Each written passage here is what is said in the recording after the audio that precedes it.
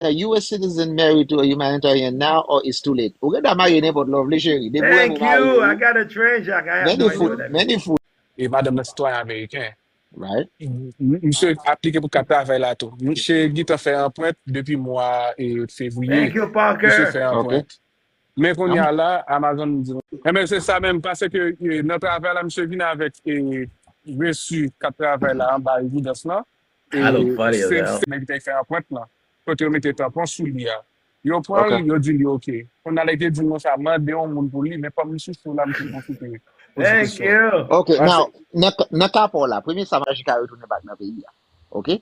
Sa se yon. Dezyemman, lò di si ap depoto la, ou te rentre nan ki ta Biden, CBP1, nan ki sa te rentre che? CBP1.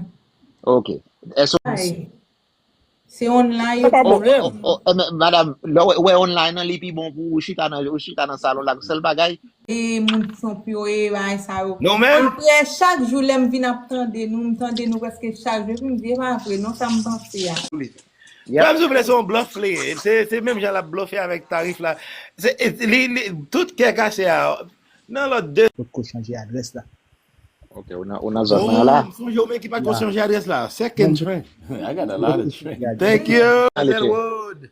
Bonsoir. Comment nous Bonsoir, allez? madame. Nan fwa mwen chere yo. Thank you, Parker. Allez, non, madame.